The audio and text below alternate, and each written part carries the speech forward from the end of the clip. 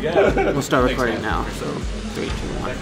Hey, we're live here at GDC. I got with me Seon from 3 Sprockets, and he's going to take us through his soon-to-be released game, Cubemen 2. So Seon, tell us a little bit about it. Awesome, thank you. So Cubemen 2 is an evolution from our original game, Cubemen 1, which was pretty much a tower defense game with some RTS elements where you move your units around. It had some multiplayer gameplay type modes, but it kind of never went as far as we wanted it to go. So we've reinvented the whole game. Cubemen 2, the first key thing about it is it's customizable in terms of its look. So you can click on the customization button and you can choose all different types of backgrounds that it ships with. You've got different types of unit themes as well. You'll be able to also buy new unit themes from the store and new level themes from the store, and we'll keep shipping them all the way, and you can actually preview them in game before you purchase them. Yeah, I like the Highland one that you're showing. It's very familiar to Minecraft and such. We've actually got a we call it Minecraft. There you go. There you go. There. That's awesome. So and you can also purchase them in bundles as well. Okay. To make it a little bit cheaper. Excellent. I'll go back and choose Highlands, and I'll choose the Knights. Okay. And you can preview the different units. Excellent. As well. So take us through a level. How is Cubemen 2 different from Cubemen 1? So. Okay, so the levels are much larger, a lot more complex. We've got things like teleporters.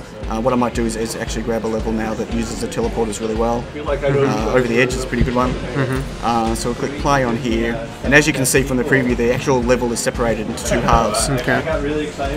So the first thing you do is when the level loads up, gives you an options on the actual level is built in default grey. Okay. You can then choose to use your Highland theme. Nice. Pre-selected. So in terms of gameplay modes, we've got our classic defense game, which is tower defense, rescue, which is you have to escort your civilians back to protect your civilians. We've got skirmish, which is up to 6-player multiplayer, capture the flag, which is 6-player multiplayer, and a territory game. Nice. This is our basic view, but if you're pretty advanced player, you can go into advanced mode. Wow. And completely set up your game. That's a lot of options, man. A lot of options. That's why we hid it behind the basic tab. Excellent. Yeah, so we don't scare people off straight away. And also, even though you've loaded a level up, you can actually go back into your themes view and choose and preview your themes here, as well as your unit skins as well. That's great. So you can purchase directly from the store. Okay. So I'm just going to go into maybe play a territory game. It's probably our most popular game right now. Okay. So I'll go just bots. I'll go a 3-player game. And click go start. Solo. Okay. Yep. So what I've got here is our level. We've got our 3 teams on the right hand side. Uses 2 fingers to rotate, pinch and zoom, 1 finger to move. Wow.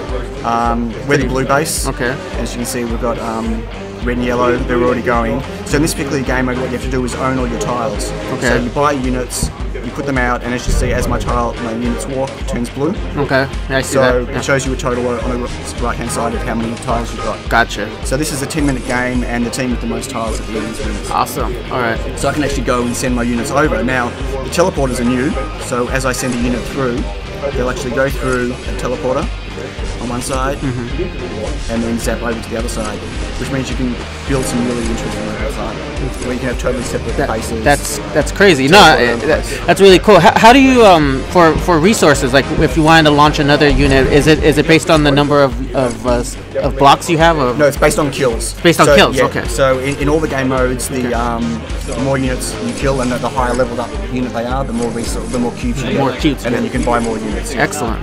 There's a range of 9 different units that you can buy. We've got some new ones in Cubemen 1 where you've got mines, so I can place a Milo the mine down here, and when he gets to his position he turns into a flashing mine. Nice. And as you'll see, if anyone walks near him, he'll blow up.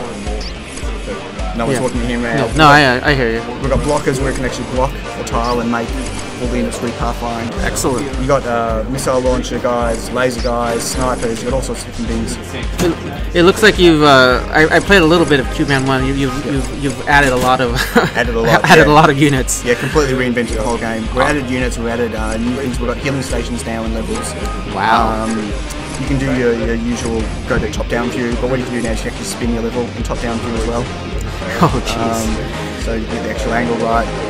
I've got lots of really cool music inside the game you can choose from. All the different themes. Wow. and it's just all right there, just all in game. That's all in game. It's really smooth UI. I really like it. It's a lot of fun to play. So it's 6-player, online multiplayer if you want to. It's cross-platform, so you can play Windows against Mac, against iOS, against Android, all in the same game. Wow. We don't limit any type of features. That's impressive. Cross-platform gameplay. Now, when I was talking to you before we started this video, you mentioned the level editor. Yes, yes. So what we've got is, I don't have Wi-Fi, I don't have internet on this machine at the moment, but what you can do, there's a find more levels button. In this case, it won't actually find anything. That'll go off the internet and show you a whole range of different levels that people have created. Yeah. And then what you can also do, if you want to, is click on design a new level. And put you straight into the level editor. Wow. And you can literally, you've got a whole range of tools on the side here, so I can just click on sculpt, and I can say I'm just going to start making a bit of a level here, start off with something really basic, and then I can do things like grow my level. So when I click on grow, it starts growing my level out, or I can raise it like it extrudes it. Wow. I can grab it, click on a base, and I can click a base there. For placing your bases, you can actually select your bases. Keep missing my base. And it brings up a little window, and you can choose whether it's going to be on blue team or red team for team-based games. Gotcha.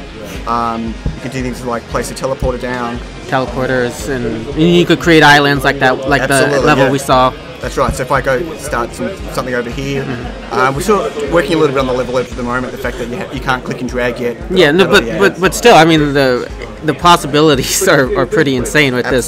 Is when you're using the level editor, is it the same sort of size as the pre-built levels? Like, absolutely, yes. All the blocks are 1 by 1 by a half unit high. So nothing suffers from nothing the level. suffers. You can build a level as big as this whole circular area. Wow, that's nice. Which is huge. It's about 7 times bigger than the levels were in Cubemen 1. Wow, that's pretty amazing. And in Cubemen 1, all the levels were confined to a square, where it's totally freeform. Yeah. So just to give you a quick example, and you can actually just click play and play a level. You got to obviously you have to fill certain criteria out. Of course, yes. Actually, you can do things like add floating tiles. So I just click there, and there's actually a floating tile now. Oh wow, okay. So you can actually add multiple heights, as you see there. Wow. Which is really cool. That's pretty cool. So if I go just quickly back to one of the levels to give an example of what you can do. One of the first levels we built was islands. If I can find it. Seem to have lost it. There it is. So it's a very different type of level that was in Cubemen 1. This is quite a large level. Jeez. With lots of different walkways.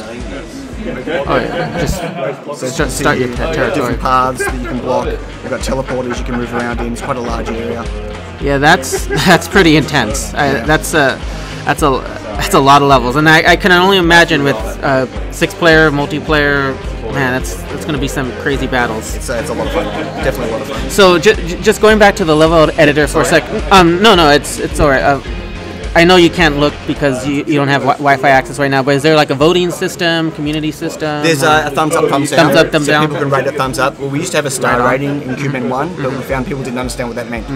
And you could load them that way. So this is just a thumbs up, thumbs down. You get to rate a level only after you've played it. Right on. Okay. And you can change your rating at any time as well. Nice. Looks like you've hit everything with this sequel. Absolutely, yeah. So release date. It's releasing on Steam April 8th. For Mac, PC and Linux, and we're hoping for end of April for iOS. End of April. And Mac App Store as well. Got it? Any idea of a price right now? On Steam it's $4.99, like Cubemen 1 was. On iOS, we're not sure yet. It might be around the $2.99. Okay. No, that's great. Well, thanks very much, Seon. I appreciate it. So this is Cubemen 2 from GDC, and thanks again.